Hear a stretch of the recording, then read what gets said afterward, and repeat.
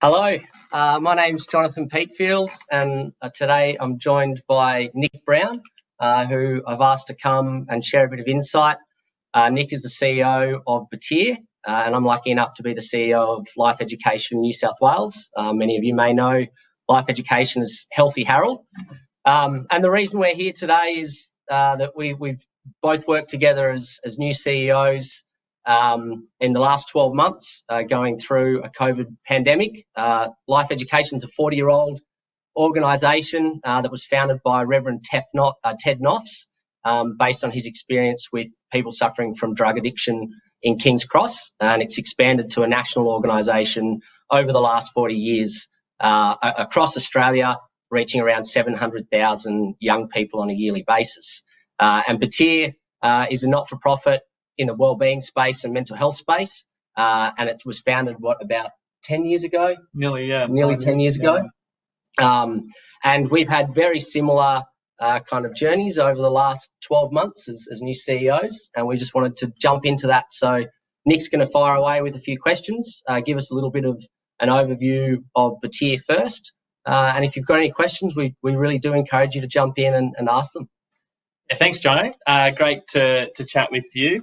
It has been good over the last 12 months to be able to bounce ideas around, check in on how you're doing. We, as you said, started as CEOs in similar times late last year, and so it's been an interesting 12 months. But Jono and I also worked together previously in other roles, and so that's been a good way to kind of build that relationship and at least sort of share this experience together. But I thought I'd share a little bit of kind of the background of Batyr, and you do the same with Life Education, so we can see some of the comparisons. You know, there are some similarities, there are some differences, but I think that that's what's going to make this conversation different, how we've approached the last 12 months. So for us, it's a youth mental health organisation. We focus on helping young people get the support that they need when it comes to mental health. We do it through sharing lived experiences in schools and universities, sharing real stories so that other people can better understand, empathise what people are going through and be better equipped to look after themselves and each other. Like Life Education, we're in schools. We focus mainly on high school. We've got a team up and down the east coast of Australia, so in Brisbane, Victoria, ACT, Adelaide, and here in Sydney. There's about 52 permanent staff, and then we've got casuals and over 100 young people that share their experiences at our programs. We do face-to-face. Up until this year, it was pretty much only face-to-face program delivery. And like you said, kicked off about 9 years ago by one guy who wanted to share his experiences so that other people didn't go through what he did. So that's our background, but I don't know if you want to run through some of those numbers. Well, I think, definitely. I think in similarity, Seb Robertson, who founded Batyr, had his own personal story and journey and realised that there was a bit of a gap in how we were educating young people about mental health and their wellbeing and being able to break down stigma. Likewise, Ted Knopfs 40 years ago saw that there was a massive challenge that we were having with drug and alcohol addiction, and realised that preventative education could play a big role in that. And so for Life Education New South Wales, we've got about 80 staff. Currently, 60 of those are field educators, and I hate to break to everyone, but there's not just one Harold out there travelling around Australia. We've got 44 what we call mobile learning centres, which we take into schools, predominantly primary schools. Recently, we've started working a lot with preschools and doing some work in secondary schools as well. And on a yearly basis, we reach about 290,000 young people across New South Wales. Life Education is a federated structure, so we've got a national body that provides our program content. We deliver around 12 modules which cover off essentially social, emotional and physical wellbeing. So we look at nutrition, physical activity, cyber safety and security. We talk about respectful relationships, drug and alcohol content.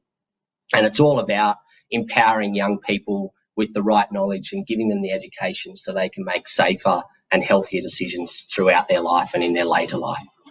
Yeah, I mean, you mentioned Healthy Harold there. I definitely recall that giraffe in my childhood.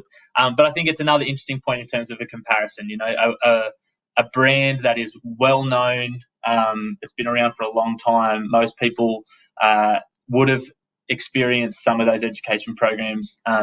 Batir, on the other hand, we reach 50,000 young people through our programs, but in terms of brand awareness, wouldn't have the same kind of level of knowledge around it as well. So I think, some really interesting things there that I hope play out in the different ways that we've approached the last 12 months, and hopefully some key learnings for listeners and the audience here today. So I think you've touched on why you thought this would be an interesting conversation. So I hope that it is.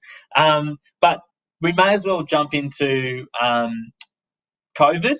Yes. You and I mean, you kicked off as CEO at Life Education a few months before I did. We kind of both, though, would have been setting up our strategy for the year, plans, our budgeting, getting our team in order, and learning about our team, how to best work with the team. And then, March this year, all those plans kind of changed. So, I'd love to just hear from you how you navigated that period. How did you feel in March, April this year, and what did you feel like you had to do, you and the team had to do to kind of navigate through that period? Yeah, it was, I suppose, all my experiences stepping into a different role were new. So maybe that made it a little bit easier in some respects, but I was lucky enough that the prior CEO of Life Education New South Wales, Kelly Sloan, had set a really good base, both from a team environment, program delivery, started that process of innovation, and we had a relatively good funding structure set up. So we'd done a lot of work October, November on setting a new strategy and a new strategic direction, and we work with a group called Waterfield Consulting, and they have a platform called Strategy Connect, which Batir used as well. And that was one of the big things, sort of initial things that I really wanted to get underway, was setting a really clear strategy plan. And the way that you engage with their strategy, which I highly recommend, is that you look at that strategy and that plan and you talk as a team about it on a fortnightly basis. You're regularly reviewing, you're regularly updating. It's not something that gets written and sits in the drawer for 6 months. So that gave us a lot of stability when March and COVID hit. And kind of the key priorities for me were firstly the wellbeing of our team and staff. I was desperate not to have to put anyone off. The second thing was, how do we make sure that strategy remains relevant and we can essentially supercharge it? And then the third thing was ensuring that we could continue to get out and reach young people with positive educational messages at a time when they needed it most. And, if we look at the last 12 months, we've had severe drought across the country, which was thankfully in most places is now broken. We had bushfires, we had floods, and then we had, a 1 in 100-year pandemic. So we needed to get out, and the same as Batir and the mental health sector, we needed to get out and make sure that we could continue to support young people, but in a safe way. And we had to make a decision at the end of term 1, with about 3 weeks to go, that we were going to withdraw from schools. And then we just dove head first into working out what was a way to get back in there. And how long did that process take, when you realised you had to pull out of schools and make a decision about what the next, we were hearing in those, at that time, this could be 6, 12 months, 18 months, we don't actually know. Didn't have much direction around like how long schools wouldn't be meeting face to face. How long did it take you to turn around kind of the plan for what the next few months looked like? Yeah, well, we worked really closely with Waterfield Consulting. We pulled the team in, and we essentially looked at what we'd set out to do over a 3-year period and identified some key objectives. And a lot of that, as I believe you guys looked at, was around integration of technology and looking at alternate delivery methods. We've traditionally been a face-to-face delivery through our mobile learning centre, and we've known that we'd had to look at that, but it's a big thing to take on when everyone's busy. So we had a 3-year plan to do that, and essentially in about the first 6 to 8 weeks, we said, all right, we need to get some online content out there. The classrooms at schools are moving to online. We can't get in there. So how do we replicate the experience so that young people are getting a very similar experience? We're hitting those learning outcomes, but they can do it in bite-sized chunks. And we were lucky that we were able to keep all our staff on. Thankfully, JobKeeper came on, and some of our major partners, New South Wales Health and Education, backed us to do it, and we were able to take 60 staff who were normally out in the field and actually use their brain power and use their time and energy to basically shift to an online model within about a 6 to 8 week period. Yeah. So that when term 2 came along, we had something to offer schools and young people. Yeah. I mean, it was I think that was the decision that needed to be made at the time. It was either let's go all in on shifting and making sure we can continue to have impact and reach, or kind of wait it out and see what happened. And I think, and I mean, every organisation had to make that decision, and we were the same. We very quickly decided that we were ready to adapt and take our content online. And so we had a similar plan around. We essentially put our teams into little pods, project working groups, and working on that agile methodology. We're doing week-long sprints with a catch-up at the start of the week, and at the end of the week sharing how we're going with progress as we developed new content. And I think, like I'm sure for you, we kind of realised that although our focus had been on face-to-face delivery and we'd gotten good at engaging young people face-to-face, we realised that what we actually were quality content creators for young people. We knew the questions we had to ask to engage young people, although differently online, be able to engage them. And so, you had challenges around safety as well, didn't you? Yeah. I mean, when you're talking about mental health, safety is a real important thing. And so we'd similar to you guys, we'd had a plan for going online and digital, but it was slow moving. We had started to build an app, so we're starting to play around in that space, but a digital storytelling app. But this just forced us to kind of, let's just go for it. Let's go all in and try and create some content that we can make sure young people can access. And we've now had 10,000 students see those online programs. But I guess there's the delivery side. We've had to adapt, but you can't really make some of those major decisions without working closely with the board, working closely with the team. I imagine in a federated model, there's an additional kind of complication. How did that play out? Did that working rhythm with the board and things change as well through that period? Yeah, I just picked up on a point you mentioned before, and I think one of the key things for us was involving the team and providing that safety net. And I know there's potentially a lot of people in startup land who are watching this, but providing that safety net for staff and board to be comfortable taking risks and innovating. It was forced upon us a little bit during COVID because we knew that we had to look at other options and we had to fast track that strategy. But as you and I discussed before, by having a strategic plan in place and knowing what our direction was and having everyone buy into that across the whole team, not just the executive and not just the board, meant that when we pulled that forward, everyone was comfortable with it, and we allowed people the flexibility to say, if you try something and it doesn't work, that's okay. And that option of failure or try and test was good. But our board were fantastic. They jumped in and we were looking at fortnightly, monthly meetings for quite a while so we could keep them on top of it. We had some big decisions around when we'd pull out of schools, and we worked really closely with Department of Education, Department of Health on a plan to get back into schools as a COVID-safe business and look at how we provide physical distancing and a safe environment for young people to continue that learning. But Department of Health and Education recognised that there were some key learning outcomes that needed to be achieved that we could assist with. And then I think from a team point of view, we were lucky. At the beginning of the year, we had a big educator conference, and we had the Batyr team in who ran a wellbeing session and a mental health session for our team.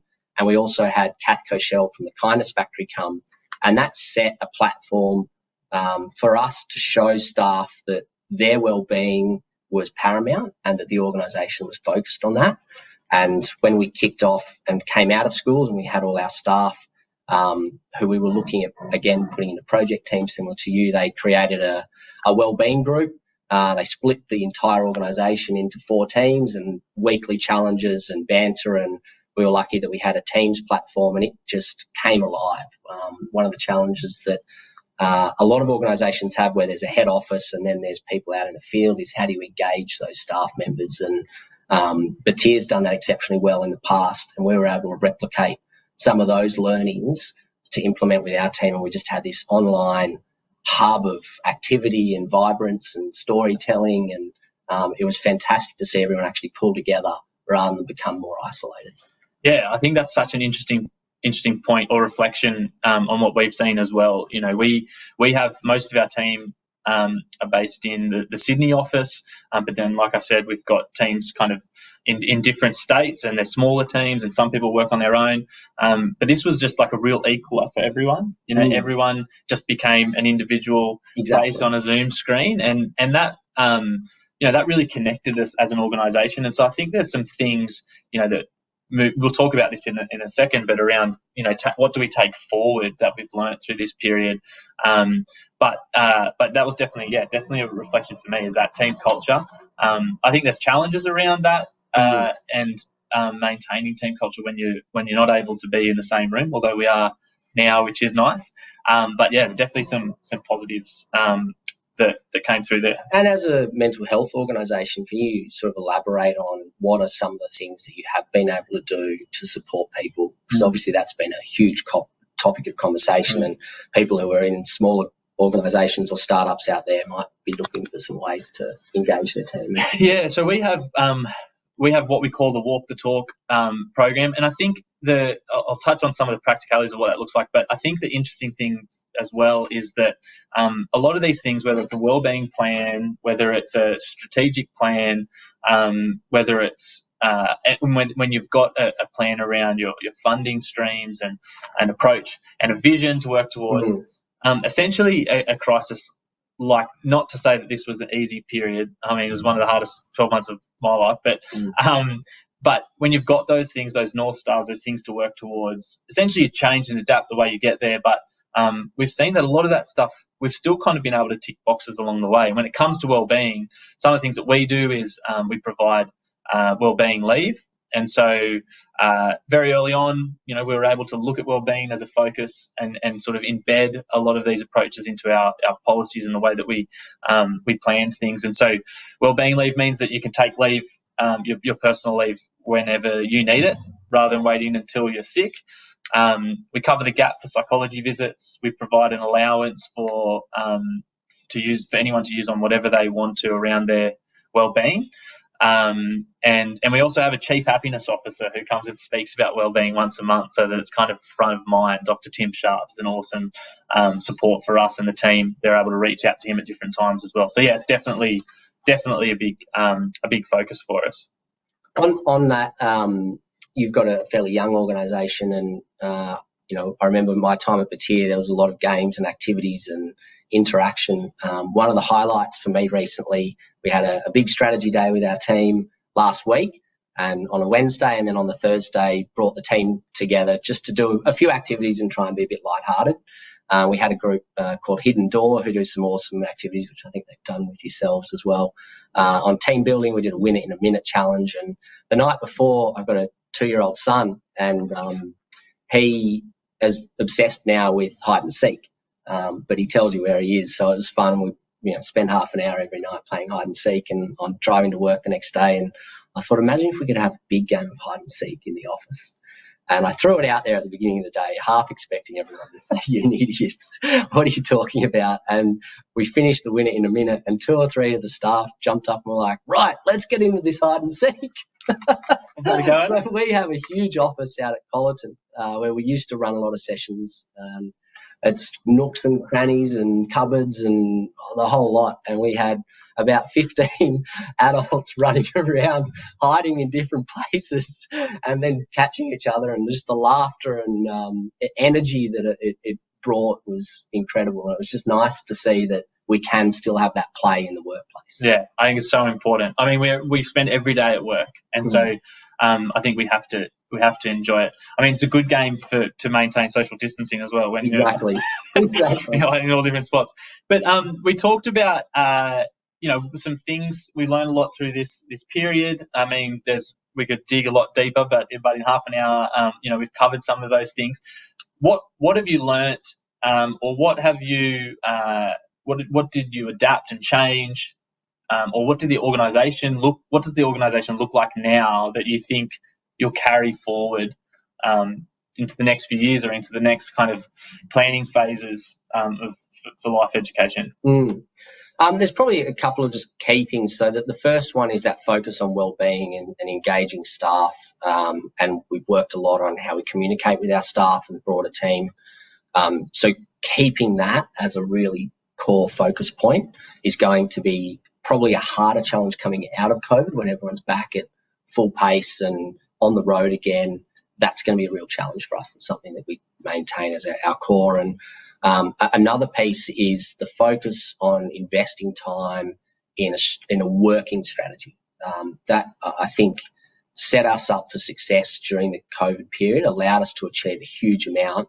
And essentially this week we're launching an entirely new program offer for the first time in New South Wales for 40 years. We're offering online virtual sessions and a range of face-to-face offerings. So we're now confident that we can actually have a greater impact on those young people. We can provide more learning opportunities for them. So not only has our organisation shifted to improve our business model, but we've taken a lens to that of how do we have a positive impact on the desired end user, which is young Australians. And so that strategic planning will very much play a really core part in how we progress into the future. And in a 12-month period, I wouldn't have expected people to get on board with it as well as they have. And that's been because we've been able to show what we've achieved by being really focused and planning and having the whole team involved in it. Yeah. I think that's been a big one for us as well. I mean, the thing that I think will carry forward, one is around that team culture piece. I think one of the biggest challenges of working remotely, which we'll see more of, I think, is that ability to kind of engage and have that culture where you've got people in the same room and you're able to talk, and the water cooler stuff. And I think we'll learn some things about how we can continue to do that, but as well how we can use that sort of online. I mean, we did a lot of that Zoom calls and meetings and things, but I think there's something in us making sure that there's a bit of equity in that experience, just from a people and culture perspective. And then I think we'll lean into our ability to support students online. So we have a live version of our program online, which we can now do, and an on-demand version where we're creating content that people can access in smaller chunk size bites. And I think we'll carry that through as well, whilst maintaining, I think, the connection you create in a school when you're there face to face has some real value. And so I don't think it's about totally changing that. It's about having that kind of hybrid approach where you've got a bit of that extra value add now by what we've learned through this period. Yeah, we were lucky enough at the end of last year to have the University of Newcastle do an impact evaluation on our programs, and some of the stuff from the feedback that we got was about that additional dosage of learning and how do we have an impact across a year so that we can reinforce some of those learning outcomes. And if there's one thing I've learned from having a 2-year-old at home is that repetition is key. You need to constantly be driving. He'll read the same book every night until he memorises it. So we've been able to integrate some of this online content and virtual content to actually assist teachers and provide them with lesson plans and guidance so that they can continue that learning in the classroom and they've got all the resources that they need there. Just quickly on the, you mentioned just before about the business model, how you're focused on any changes there, along with the strategy planning and all of that stuff. Are there any learnings around or suggestions?